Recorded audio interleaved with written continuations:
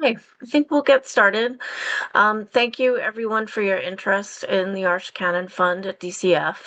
I know I see some familiar faces and maybe some new faces. So you may be aware of what the process has been, and it will continue to be very similar process as it has been in the past. My name is Jennifer Fuqua. And I've recently taken over the management of the Arsht-Cannon Fund at DCF. Dr. Chris Cannon has retired, and so I get to carry on that legacy, and also appreciated very much working with her for many years to sort of do work in community together. And so I'm just going to do some overview stuff to help everybody understand, about the fund. I certainly, even though I've worked in nonprofits for my whole career, have learned quite a bit after moving over to DCF about, how donor advised funds work and what the parameters are of doing that. So I continue to learn, and I'm excited about all the work that you do to work with Hispanic communities in Delaware. So I think we'll get started now and just kind of let people in as we go through it. And there'll be plenty of opportunity to ask questions. Um, and if you'd like to, you can always set up a one-on-one meeting with me if you have some different questions that you'd like to ask. So hopefully my screen share is going to work. And we'll be able to move through this presentation. So what is the Arsht-Cannon Fund? The Arsht-Cannon Fund is a donor-advised fund at DCF that grants to 501c3 organizations and public charities. So a DAF can make grants to organizations that are 501c3s and charities, but not to individuals. So that's different from, say, a scholarship fund. So there are different kinds of funds at DCF. It was established more than 20 years ago by the Arsht family, really to benefit the state of Delaware. It focuses primarily in terms of its priorities on educational opportunities for Hispanic Delawareans, and that's sort of broadly interpreted, depending on, the kind of things that people come to the committee with. The priorities in the past have been literacy, is a big one. Education, health-related programming, and in particular, education and access related to healthcare, all for families throughout the life cycle, so from infancy through adulthood. And so all those different kinds of programming have been supported throughout the last 20 years. And what does that look like specifically? It's included ESL, which we still believe is a really core strategy in communities, arts, education, health, college and career pipeline, and workforce programming. And I put it in the chat also, the link to the news release that shows you to all of the different awards that were made last year so that you can see what kind of giving, at least in 2024, there has been. And if you go back actually in the news section on the DCF website and also on the Arsht-Cannon website, you can find what kind of giving there has been over time as well. And so as you can see, if you follow that link, we were able to award $570,000 to 25 different programs at 24 organizations. And so that really resulted in a number of different kinds of awards, an average, between 10,000 to $30,000 dollars each, mostly in the sort of area of programmatic. But also, we understand that in order to run programs effectively that reach the community, often what you need are part-time or full-time staff who speak multiple languages. And so a lot of what has been supported in the past has been the staff that you need in order to create those programs.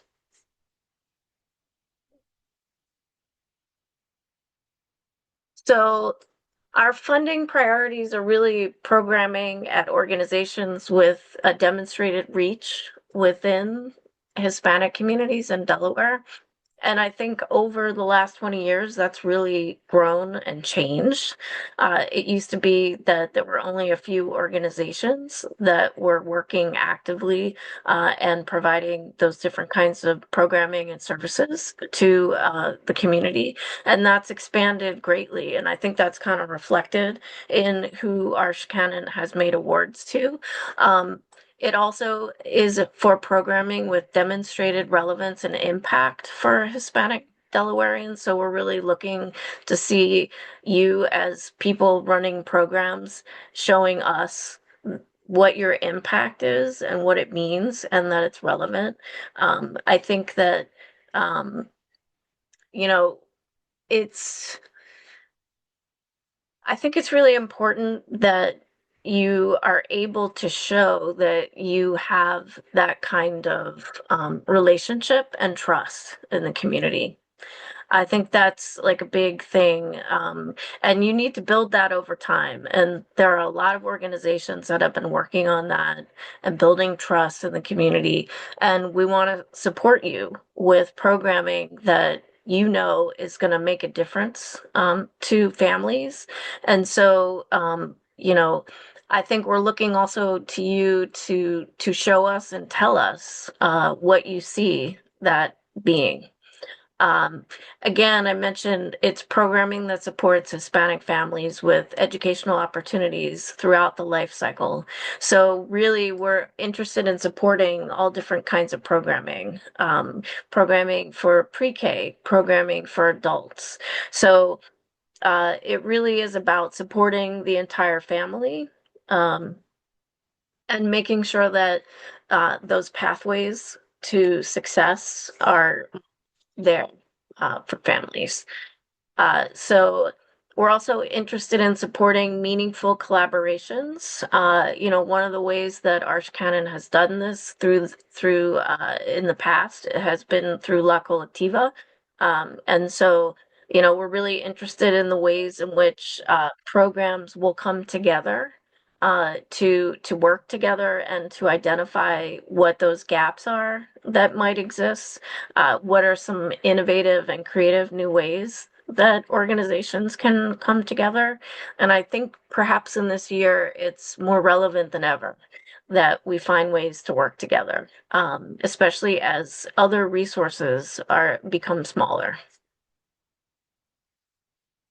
So the process is that a letter of intent, or what Chris referred to as a pre-proposal, is due by December 31st on the DCF grant portal. So this will be the first year where that application is due on the DCF grant portal. I believe that most of your organizations probably already have an account on the grant portal. If you don't, then create one, and then you'll be able to use the portal to submit your application. And the LOI or pre-proposal is then evaluated, and then you're invited to submit a full proposal. So that process will be between February 1st and March 31st, and we will let you know by February 1st if you are invited to apply. And then organizations are notified of awards in June. So you will be notified, and then you will, which is different than years past, need to submit a mid-year and final report through the portal instead of emailing it directly. So this is the process now, and it's very similar with the exception of working through the portal. And I think the good news is that the portal reminds you about things that are coming up. Probably even more than I would remind you. And so I think that should be really helpful to sort of remind people about the reporting that they have to do. So again, we're not changing a lot in this moment in time. Traditionally, we've supported organizations for up to 3 years consecutively for successful and impactful programming, and then asked organizations to take a break and then allowed people to come back. Um, we will also in 2026 support a mini grant opportunity for current grantees to do capacity building and staff development with their staff. And I'm doing a webinar after this one to talk about that. Because, as I mentioned, we've supported a lot of organizations with multilingual staff over the years. And I'm also very interested in supporting you as organizations in retaining your staff and also in just enhancing your programming. So we're really interested in providing that kind of support to you as organizations, especially this year when it might be even harder to retain staff. So continued funding is dependent on your program outcomes, but also the timely submission of your reports. So again, I think it's going to be a lot easier going through the portal. It's going to provide you with those reminders through email, which I know were always really helpful to me. And not complying with these agreements will result in organizations not being able to apply following year. So that's it simply, but I'll open it up to questions. If you have questions that you'd like to ask about the process.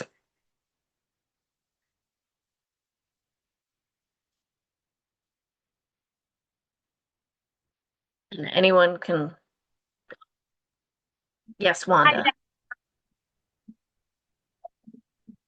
Yes, so since we prior have benefit of a grant for the summit, that means that we should have a portal and we should then do it like, I'm just trying to go through the process that you just explained. To do a pre-proposal before December 31st through the portal that we already have, is that correct? Yes, that's correct, Wanda.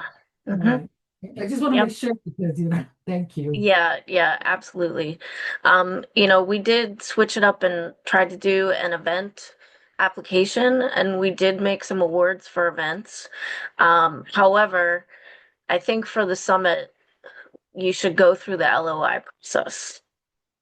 Okay. And I think India was on the phone. India, was that you? Did you have a question? Yes. Hi, Jennifer. I just had one question regarding the midterm report.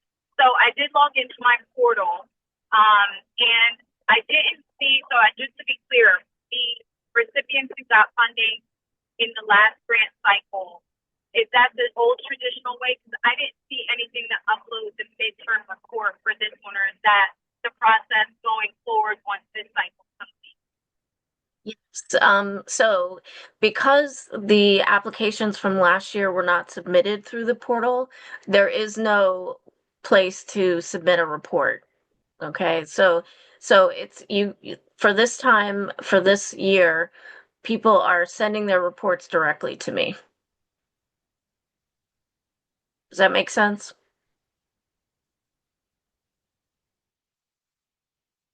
Okay. Okay, good. I have a quick question. Yes. In the one slide, there was a notice about you'd like to fund things for 3 years consecutively. Should our grant request be for 3 years or should it be for 1 year? And then you just continue to request it again and again for the 3 years? So I will share with you that right now we haven't changed the process, but I'm very interested in trying to give people more time, especially if you have good outcomes. So I know how hard it is. I've worked in nonprofits. I was an ED, and if you have the promise of that continued support, it is much easier for you to have a long-term impact, right? So Yeah. I'm very interested in supporting that. And of course, that's like a two-way relationship. So, solid goals and outcomes, good measurements, and, concise but complete reports. That means that I'm gonna, fight for you and support you to Okay, continue to go through the process and at least be funded for those 3 consecutive years. Um, I think everybody knows that. It's a lot easier to sort of figure out, oh, how can I hire somebody? How am I going to keep them? If you know that you've got that long-term support. okay, thank you. Mhm. Any other questions that people have?